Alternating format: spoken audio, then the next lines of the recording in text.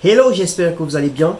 Bienvenue à cette 35e vidéo qui porte sur notre challenge 100 jours d'IA pour Jour Science. Aujourd'hui, nous allons principalement nous attarder sur les techniques de sélection des variables pour pouvoir implémenter un modèle de machine learning. Nous avons déjà vu cet ensemble, ces 5 techniques-là de sélection, la manuelle, la méthode par filtrage et tout. Aujourd'hui, nous allons principalement nous attarder sur la méthode, l'approche par filtrage. Comment est-ce qu'elle fonctionne? Comment est-ce qu'on peut l'utiliser? Et nous allons implémenter cela avec un code Python. Utiliser un cas pratique dans le domaine des géosciences pour que vous puissiez savoir, pour que vous puissiez appréhender de façon claire quelle est vraiment l'importance de la sélection des variables pour l'optimisation d'un modèle de machine learning. C'est en fait ça l'objectif de cette vidéo. Alors, pour tous ceux qui ne me connaissent pas, je suis tout simplement l'ingénieur Guerre Ambani Augustin Serge, sorti de l'école de géologie et d'exploitation minière de l'EGM en Minganga, spécialisé en géostatistique. J'ai décidé cette année de faire un challenge dans lequel je vais publier 100 vidéos, une vidéo chaque jour, pendant 100 jours, pour permettre à tout un chacun de quitter de 0 à 1 en matière de data science, en matière d'intelligence artificielle appliquée aux géosciences. Aujourd'hui, principalement, comme je disais tantôt, nous allons nous attarder sur les techniques de filtrage et principalement sur la méthode, sur les méthodes de filtrage. Alors, j'espère que vous êtes préparés, j'espère que vous êtes prêts parce que aujourd'hui nous allons coder et le bonus c'est pour la fin.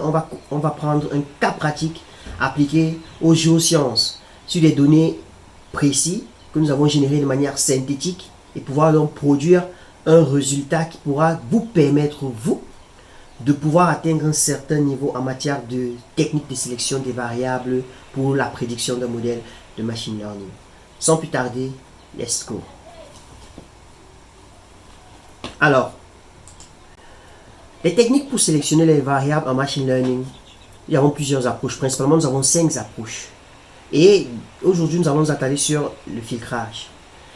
Les méthodes par filtrage évaluent l'importance de chaque variable indépendamment des autres, utilisant des mesures statistiques pour sélectionner les variables les plus pertinentes. Dans le domaine des géosciences, ces méthodes peuvent être utilisées pour des tâches telles que la prédiction de la qualité du sol, la cartographie géologique et l'analyse des ressources minérales.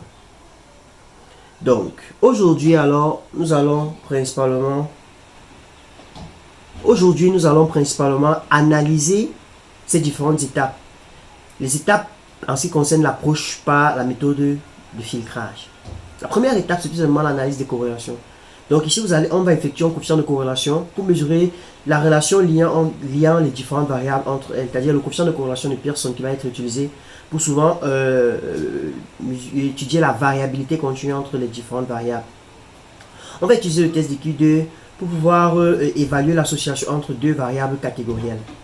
Le test d'ANOVA utilisé ici, c'est l'analyse de la variance. Ça va permettre de comparer les moyennes de plusieurs groupes et d'évaluer si elles diffèrent significativement. Et puis nous allons avoir la mutual information, qui est une mesure de la dépendance entre les variables. Elle peut capturer la relation non linéaire. Et on va prendre un cas pratique en géosciences. L'objectif ici étant de prédire la qualité d'un sol à partir de plusieurs paramètres géochimiques. Alors, comment prédire la qualité d'un sol en fonction de plusieurs paramètres géochimiques?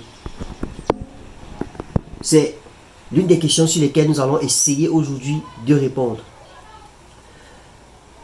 Donc, nous allons prendre une base de données qui a les variables telles que le pH du sol, la teneur en argile, la teneur en sable, la matière organique et la contamination par les métaux tels que le plomb, le cadmium et le Hg. Donc la première des choses ici, c'est tout simplement la génération de la base de données de manière aléatoire. Donc nous allons générer la base de données en important cette bibliothèque que vous connaissez déjà. En utilisant cette fonction aussi que vous connaissez déjà, on va générer 100 éléments. Les 100 éléments vont être générés d'un côté suivant une loi uniforme, de l'autre côté, oui, l'aménageant suivant une loi uniforme en fonction d'un ensemble de paramètres, un pas, et que nous aurons défini nous-mêmes.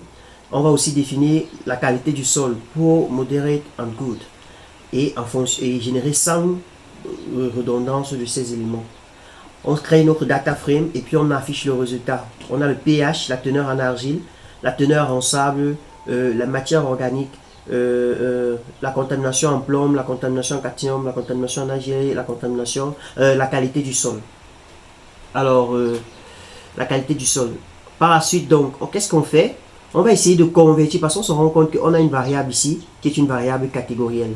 Pour pouvoir effectuer le coefficient de corrélation, on va essayer de convertir cette variable-là. Nous avons déjà vu les méthodes de conversion des différentes variables ici. Donc, nous allons juste poursuivre avec notre exposé. Donc là, on va convertir et vous vous rendez compte qu'on va quitter de ces variables ici, moderate, good, en pour retrouver donc ces différents éléments ici, 1, 0, 1, 0. Donc voilà. Par la suite, donc, nous allons calculer la matrice de corrélation. La matrice de corrélation ici qui va nous permettre d'étudier les coefficients de corrélation entre les différentes variables et entre autres de savoir quelles sont les variables qui sont directement liées à la qualité du sol. Ici, on se rend compte que d'après cette matrice de corrélation, on se rend compte que principalement la contamination en Ag a un impact sur la qualité du sol.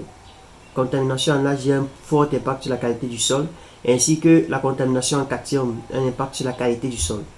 Alors, par la suite, qu'est-ce que nous faisons? Nous allons effectuer le test d'ANOVA qui va nous permettre d'évaluer la variabilité spatiale entre les éléments. Donc, plus la variabilité est élevée, plus on a une forte de corrélation avec la contamination du sol. Ici, on se rend compte que c'est le pH qui a une influence considérable. Le pH d'un sol a une forte variabilité avec la qualité du sol. Ça veut dire que on a un pH qui nous permet d'effectuer une meilleure caractérisation de la qualité du sol. Lorsque nous avons le pH, nous pouvons aisément caractériser quelle est la nature de notre sol. On a la qualité, on va essayer d'appliquer maintenant le test de la mutual information.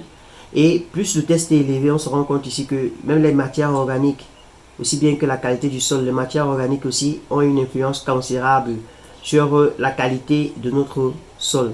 Donc voilà, en fait, à ce niveau-ci, on a déjà des variables et ça peut devenir de nous. On voit que la teneur en sable, la contamination en plomb ne sont pas des éléments très importants dans le cadre de ce projet. Et donc, si nous souhaitons effectuer une analyse ici, il est préférable d'utiliser ces deux premiers éléments parce que vous voyez leur taux de variabilité très élevé ici comparé aux autres. Et donc, ça peut nous permettre maintenant d'utiliser ces paramètres-ci comme variables avec lesquelles nous pouvons travailler.